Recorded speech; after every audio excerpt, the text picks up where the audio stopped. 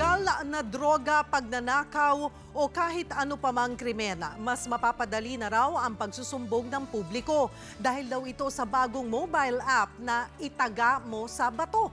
Kaya bato sa langit, ang tamaan ay siguradong mapaparusahan. Umaaksyon si Franz Noguera. Sa kampanyang inilunsad ang pamahalaan kontra iligal na droga, nakapronta si PNP Chief Ronald Bato de la Rosa. Tumatak na nga sa publiko ang estilo ni Bato.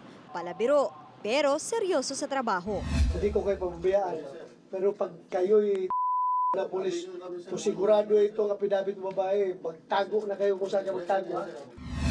May mascot na rin si Bato at may mobile game pa.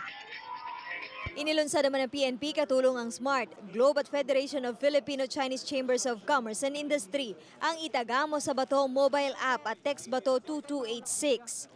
Gamit ang mga ito, mas madaling magsumbong tungkol sa isang krimen, magbigay ng impormasyon sa iligal na droga at korupsyon at makahingi ng tulong.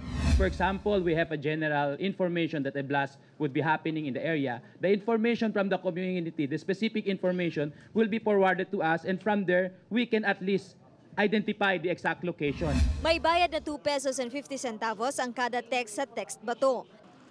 I-text lang ang sumbong at isend sa 2286. Pero sa app na Itaga Mo sa Bato, libre ang pagsusumbong. Kailangan sagutan ng ilang impormasyon tulad ng pangalan ng suspect, lokasyon, edad, kasarian at ginawang krimen at picture. May crime prevention tips din sa app. Maaari itong i-download sa Android at iOS. Makikipagtulungan naman sa mga NGO at LGU ang PNP para iparehistro ang mga gagamit sa hotline at app. Para kay Bato, malaking tulong ito sa kanilang trabaho. Sa tulong daw ng app, maiiwasan ang mga insidente gaya ng pambobomba sa Davao. This have gone public already earlier. Baka magdalawang isip ngayon maglagay ng bomba. Baka mamaya, yung nga sinasabi ko, yung threat medyo